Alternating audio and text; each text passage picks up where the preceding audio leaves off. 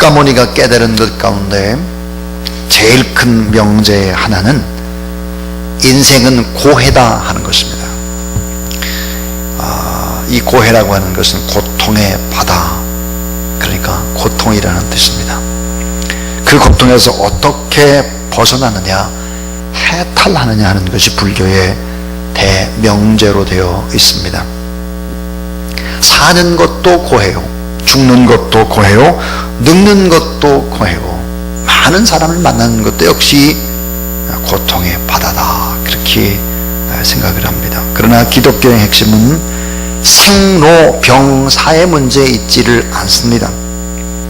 그래서 하나님과 아름다운 사랑의 관계가 그 핵심인 것입니다. 기독교의 구원의 개념은 고통에서의 해탈이 아니라 죄에서 해방을 받고 그리고 다시 하나님의 자녀로 태어나서 새롭게 인생을 시작하는 것입니다.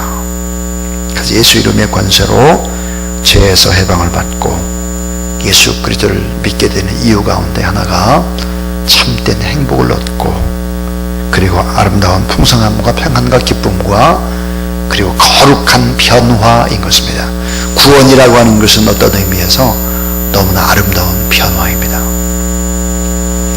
자, 기독교는 죄의 문제, 죽음의 문제, 이런 문제들이 핵심이고, 또 죽는 것도 죄값으로, 모든 고통도 다 죄의 결과로 오기 때문에 이 십계명의 요약도 하나님을 전심전력으로 사랑하는 것과 내 이웃을 내 몸과 같이 사랑하라, 이 사랑의 관계가 죄로 인해서 파괴되어졌기 때문에 이 죄의 문제를 해결하고 다시 시작해야 한다 하는 것입니다. 그래서 이 기독교라고 하는 것은 하나님과의 관계에서 다시 회복하는 원상회복을 의미하는 것입니다. 그래서 마태복음 11장 18절에 수고하고 무거운 짐진 자들아 다 내게로 오라, 내가 너희를 쉬게 하리라 그랬습니다. 자, 절대적인 예수 그리스도 외에는 참된 평안함, 이런 것을 줄 수 있는 것이 없다는 것입니다. 자, 그래서 여러분, 오늘 오직 예수 그리스도, 왜 예수 그리스도를 믿어야 되는가, 이 본질적인 원리에 관한 아주 중요한 얘기 하려고 합니다. 자, 첫 번째 이야기입니다. 첫 번째는, 자, 왜 오직 예수 그리스도를 믿어야 되느냐, 그것은 바로 죄 사함의 축복 때문이다 하는 것입니다. 죄 사함의 축복이다. 예수님께서 십자가에 달려 돌아가시면 우리의 죄값을 지불하셨고 우리의 형벌과 죽음을 대신 받으셨다라고 하는 것이 진리입니다. 이것을 나의 것으로 받아들이고 예수 그리스도를 나의 주, 나의 하나님으로 모시는 사람에게는 죄 문제가 해결이 되는 것입니다. 그래서 죄를 완전히 없애주겠다, 기억도 하지 않겠다, 동이서에서 먼 것처럼 아예 죄값을 옮겨버리겠다, 죽음같이 붉은 재료도 흰 것 같이 또 깨끗하게 바다 깊은 곳에다가 다 던져버리고 흔적도 없이 다 사라지도록 해주겠다, 주머니 속에 자 꺼내버리고 땅 속에 묻어버리겠다. 그러므로 우리도 예수 그리스도의 십자가를 믿게 되면 우리의 시체했던 과거를 잊어버리고 죄의 문제도 잊어버리고 그리고 기억하지 말라, 다시 시작하라 하는 것입니다. 우리의 죄를 하나님께서 어떻게 하시겠느냐, 잊어주시고 씻어주시고 탕감해주시고 깨끗하게 해주시고 예수 그리스도의 피가 우리의 죄를 소멸시키고 사망의 죄값을 다 갚아주시고 그래서 새롭게 된다라고 하는 것이 바로 복음 중에 복음인 것입니다. 이 죄에는 여러분이 잘 아는 대로 원죄가 있고 자범죄가 있고 조상의 죄가 있고 그렇습니다. 그런데 기독교에 특별히 중요시하게 여기는 것은 바로 하나님과 우리 사이의 원죄인 것입니다. 원죄, 아담의 죄, 인간 속에 유전되어 흐르는 죄의 세력이죠. 죄성, 죄의 뿌리, 죄의 바로 성향이 원죄인 것입니다. 참 이상하게 악한 것을 가르쳐주지 않았는데도 불구하고 어렸을 때부터 그 죄성이 인간에게 있는 것을 봅니다. 자, 여러분, 제가 늘 여러분에게 하는 얘기가 있습니다. 인간에게 공통적인 인간의 죄가 있어요. 인간이 악해요. 너무 악해요. 악해도 인간만큼 악한 게 없다니까요. 무섭습니다. 또 하나는 인간이 너무 변덕스러워요. 사랑해요, 좋아요, 변치 말아요. 그리고 후다닥 바뀌고, 그냥 아침 저녁으로 바뀌고, 기분 따라 바뀌고, 여자들은 더 바뀌고, 50대 60대 되면 더 바뀌고 막 그래요. 걷잡을 수가 없어요. 도대체 왜 그런지 모르겠어요. 거기다가 게을러요. 시간만 좀 주어지면 내가 예배 생활 잘할 텐데, 시간 많이 주어져도 안 해줘. 여러분, 시간 많다고 일을 많이 하는 게 아니에요. 또 하나 이기적이에요. 너무 이기적이고, 그리고 욕심이 너무 많아요. 욕심이. 이게 뭐예요? 인간입니다. 이건 저도 그렇고, 여러분들도 그렇고, 어린애도 그렇고, 노인도 그렇고 다 그래요. 이게 뭐냐면 아담의 범죄로 인해서 인간의 공통적으로 흐르고 있는 원죄라고 하는 그런 경향성인 것입니다. 이 원죄를 기반으로 해서 짓는 객관적으로 사실적이고 실제적인 죄, 그래서 이 신문에 나오는 모든 죄악들, 살인사건이나 사기사건이라든지 살인, 미수나 얼마나 많은 죄악이 난무합니까? 자, 여러분, 몸에 마비가 온 사람들의 특징이 뭐냐면 아프지 않다는 거예요. 자, 불에 들어가도 아프지 않아요. 차가운 데 들어가도 차가움을 느끼지 못하죠. 문둥병자, 한센병자는 피가 나가도 아프지 않아요. 그러니까 뚝뚝 떨어져 나가도 괜찮아요. 아프지 않아요. 마비된 사람은 뭐를 모르느냐? 죄의 감각을 모르는 것입니다. 나는 완전히 타락한 죄성을 가진 죄인이라고 이 생각하는 사람은 어떤 사람일까? 생명이 있는 사람이에요. 이 사람이. 자, 생명에 대해서 감수성이 아주 예민해질수록 정신적, 영적, 도덕적으로 위대한 사람일수록 반드시 내가 정말 형편없는 죄이구나, 이걸 깊이 느끼는 사람입니다. 그런데 예수 그리스도를 믿지 않는 사람들은 어때요? 다 의롭죠. 그러니까 뭐예요? 모든 잘못을 다 까발리고 막 그러는 거예요. 자, 톨스토이는 이렇게 말했습니다. 성자일수록 자신을 죄인 괴수라고 생각하고 도덕적으로 겸손하게 살아간다. 그러나 적당하게 나쁜 사람은 다른 사람과 자신을 비교해서 별로 나쁘지 않다고 생각을 한다. 또한 제일 나쁜 사람은, 악한 사람은 자신의 삶이 지금 바로 살고 있고 의롭게 사는 사람이라고 당당하게 생각한다 하는 거예요. 그러니까 이게 참 여러분 기억하셔야 되는 게, 주님의 십자가 앞에 서게 되면 이 십자가는 우리에게 무슨 메시지를 주냐? 내가 제일 죄인이라는 거예요. 내가 어떻게 다른 사람을 정죄할 수 있겠느냐? 네 눈 속에 대들보 같은 게 들어있는데 무슨 다른 사람 눈에 있는 작은 티끌을 보고 지적을 하고 따지느냐? 정신없는 사람아. 여러분, 하나님을 만나면 이렇게 생명이 살아나는 거예요. 내가 죄인인 것을 알게 되는 거예요. 나라모라는 유명한 심리학자는 인간의 심리학적인 모든 문제의 99%는 죄의 문제 때문이라고 지적을 하고 있습니다. 그러니까 어렸을 때 너무 많이 죄를 졌거나 상처 문제를 해결하지 못했으면 평생 가는 거예요. 이게 예수 그리스도를 믿지 않으면 이게 변하지 않는 거예요. 로마서가 다루고 있는 많은 부분은 죄의 문제예요. 시편 51편은 죄를 용서받기 원하는 다윗의 참회록인 것입니다. 시편 32편 이렇게 말하죠. 따라해 주세요. 허물의 사함을 받고 그 죄의 가림을 받은 자는 복이 있도다. 그 다음에 이렇게 됐어요. 마음에 간사가 없고 여호와께 정죄를 당치 않는 자는 복이 있도다. 내가 토설치 아니할 때에 종일 신음함으로 내 뼈가 쇠하였도다. 주의 손이 주의 하루 나를 누르시오니 내 진액이 화하여 여름 가뭄에 마름같이 되었나이다. 죄가 있는 곳에 평안이 없죠. 가인의 후예에게는 평안이 없습니다. 두렵습니다. 어둡습니다.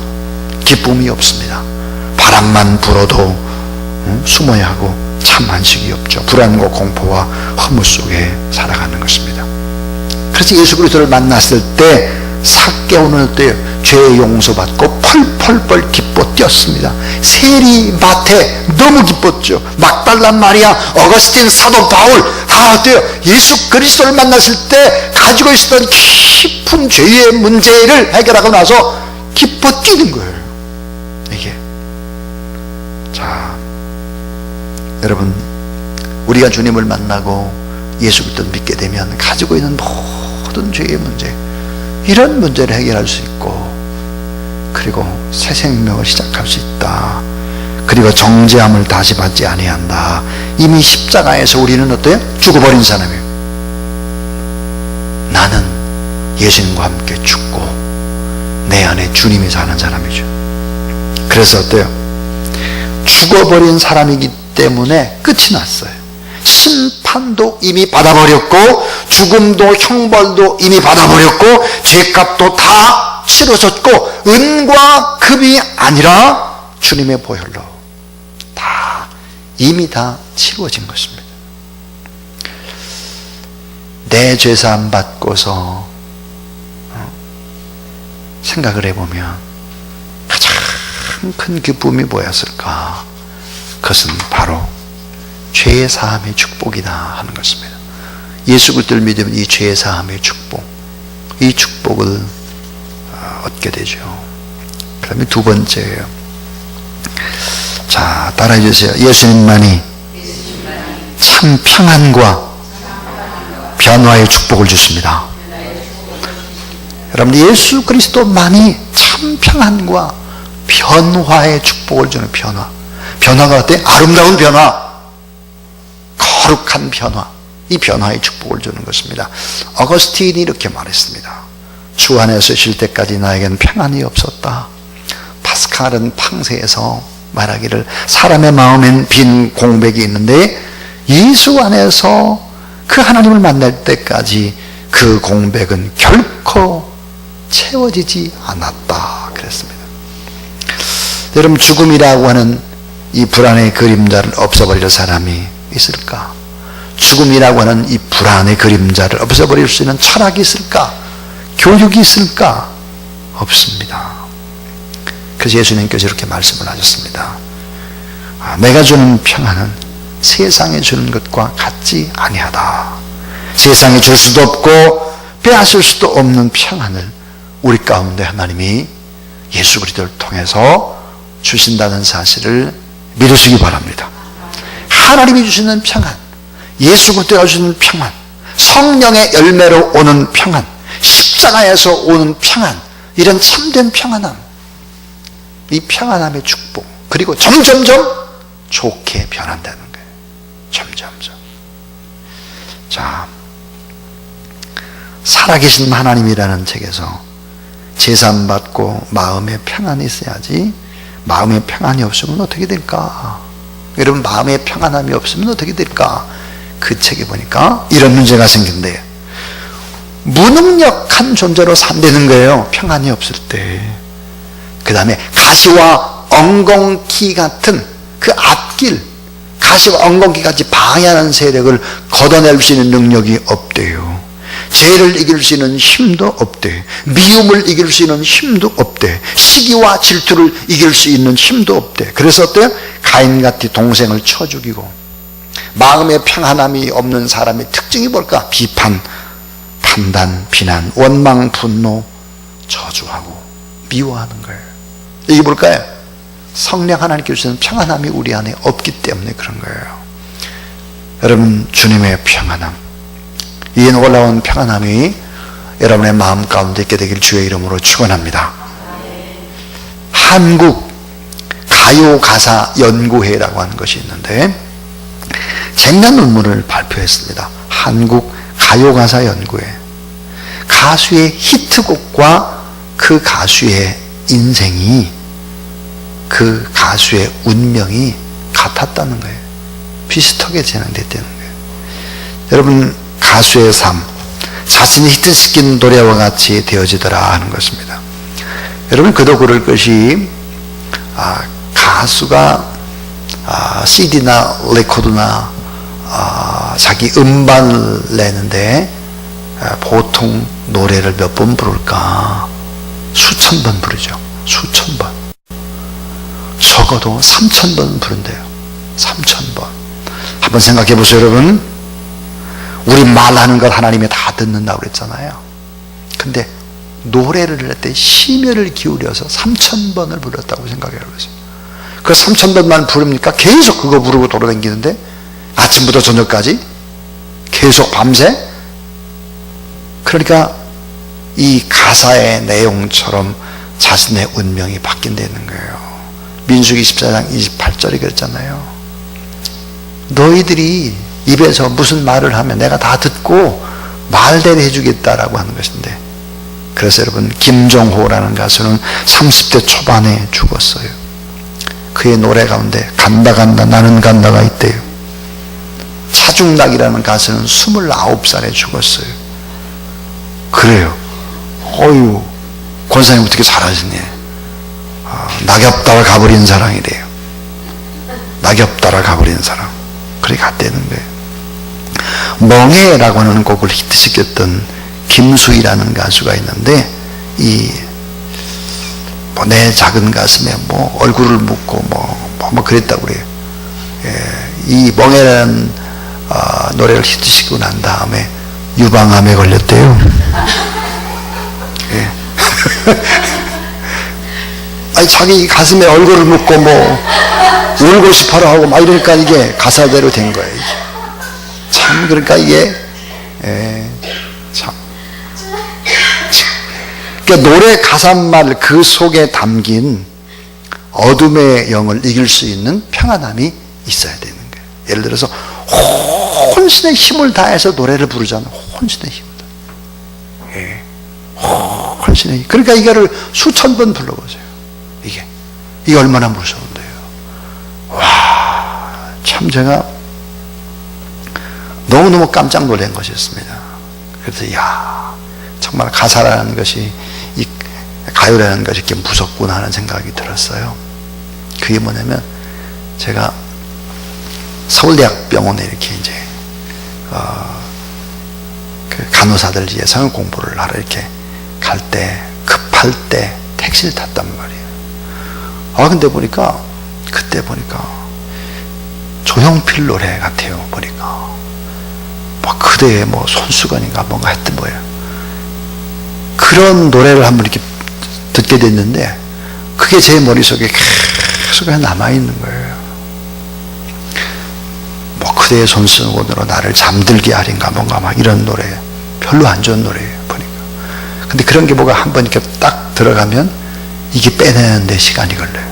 여러분, 자, 부정적으로 공격해오는, 컴퓨터 속에 끊임없이 유혹하는 이런 세력들을 이길 수 있는 평안함이 있는가 하는 거. 평안함. 여러분, 주님이 주시는 평안함이 있을 때 이런 어둠의 세력들을 이겨낼 수 있다 하는 것입니다. 오늘도 주님이 주신 참 평안함의 축복, 그리고 아름답게 점점점 변화되어가는 성화의 축복이 여러분에게 있게 되기를 주의 이름으로 축원합니다. 자, 오늘 참 중요한 거예요. 지금까지 두 가지 얘기는 그냥 서론이었고요. 오늘 제일 중요하게 생각하는 세 번째 이야기를 하려고 합니다.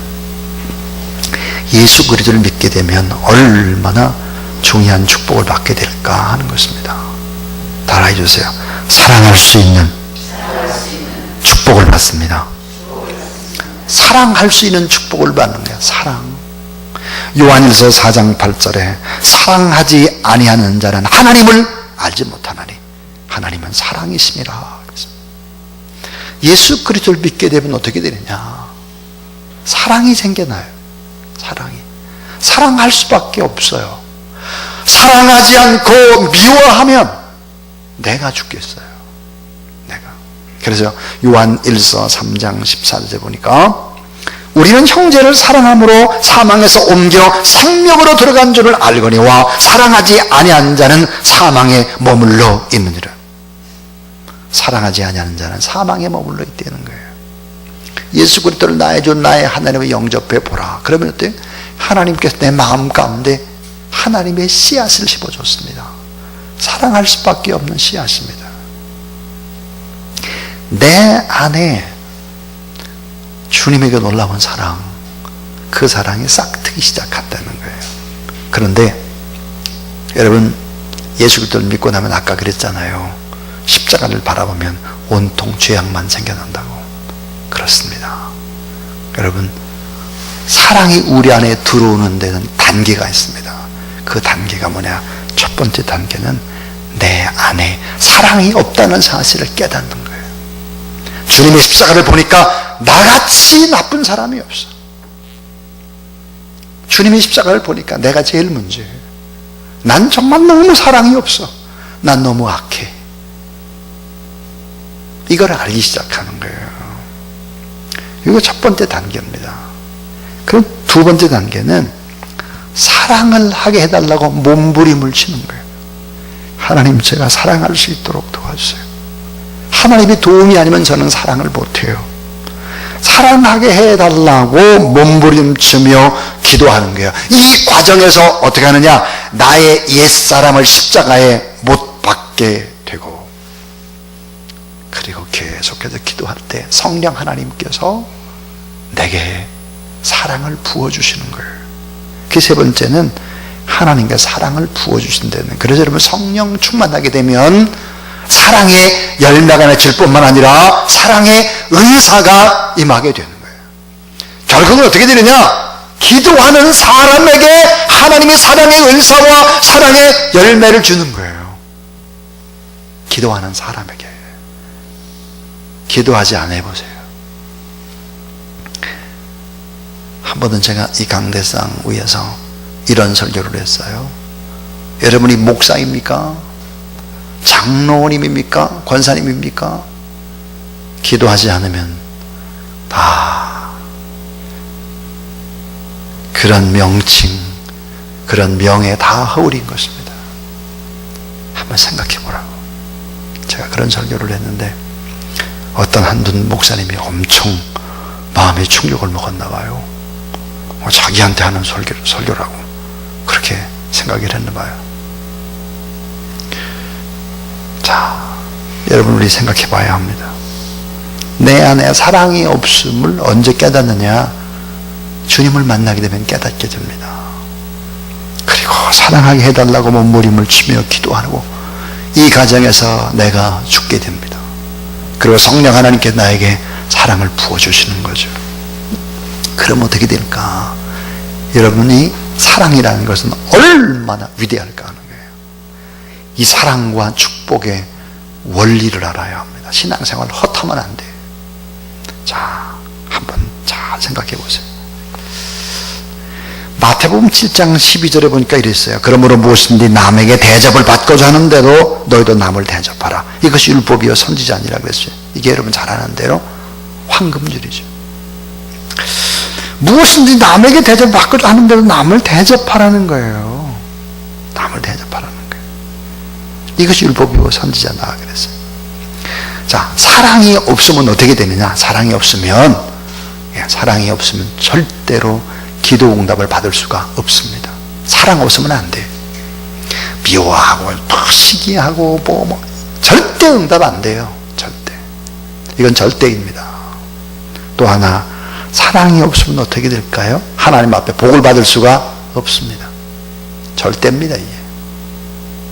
자, 내가 설명할게. 또 하나, 여러분, 이 사랑이 없으면 믿음이 절대로 자라나질 않아요. 절대로. 그건 알아야 돼요. 그 사랑이라고 하는 것은 제일 약한 것 같은데 어찌 보면 제일 강인하고 오랫동안 가는 것이 사랑인 거예요. 자, 이 사랑과 축복의 원리 그 하나가 뭐냐? 따라하세요. 믿음의 역사가 사랑과 연결되어 있습니다. 자, 여러분, 믿음의 능력, 믿음의 역사라고 하는 것이 사랑과 연결되어 있다는 걸 알아야 합니다. 우리가 용서하지 않으면 안 된다는 거예요. 용서하고 사랑해야 돼요. 참 용서를 7번 할까요? 그랬더니 7번이 아니라 계속해서 70번씩 7번이 아니라 490번이 아니라 계속해서 용서하고 사랑하라고 하는 진리를 예수님 베드로에게 가르칩니다. 왜 용서하고 사랑하지 않으면 안 될까 하는 거예요. 그 이유는, 용서와 사랑을 먼저 해야 되는 이유는 믿음의 큰 능력이 있었어요. 막 능력이 생겼어요. 능력이 있다고 할지라도 용서와 사랑이 없으면 이 큰 능력을 잘못 사용하는 것입니다. 잘못 사용해요. 큰 능력이 생겨도, 요셉이 보세요, 다니엘이 보세요, 큰 능력이 생겨도 여전히 사랑하고 용서하죠. 그건 이미 용서하고 사랑한 거예요. 우리가 여러분 용서하고 사랑하지 않으면 절대로 믿음의 능력, 큰 믿음의 기적, 믿음의 역사 일어나지 않는다는 사실을 알아야 하는 것입니다. 또 하나, 기도응답의 역사도 사랑과 연결되어 있습니다. 사랑. 아까 그랬잖아요. 자, 무엇이든지 남에게 대접을 받고 되는데 너희 남을 대접하라. 이것이 율법이요 선지자다 그랬습니다. 대접을 해야 돼요. 대접. 사랑을 해야 됩니다. 그래야 어때요? 문을 두드리면 열리고, 기도하면 열리고.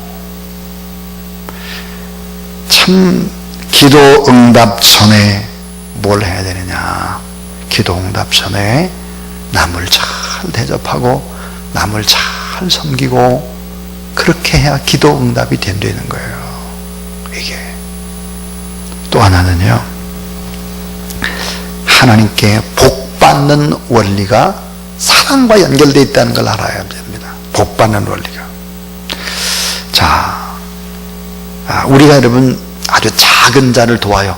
가난한 자, 병든 자, 포로된 자, 이런 사람들을 막 그냥 예수 이름으로 돕습니다. 그럼 돕게 되면 어떻게 되나? 도우면 그분들은 우리한테 뭘 갚을 길이 없어요. 갚을 길이 없으니까 그 사람들이 어떻게 하나? 우리를 위해서 축복 기도해 주는 것입니다. 우리를 위해서 축복 기도해 주는 것을 보시고 하나님께서 우리에게 복을 주는 거예요. 우리에게. 그러니까 사랑이 없이는 하나님의 복을 받을 수 없고, 기도 응답 받을 수 없고, 아름다운 변화, 큰 능력의 사람이 결코 될 수 없다는 사실들을 우리는 깊이 인식해야 합니다. 다른 사람하고 막 다투고 욕하고 관계가 나쁘고 기도 응답 안 된다니까요. 복 받지 않는다니까요. 능력의 역사 일어나지 않아요.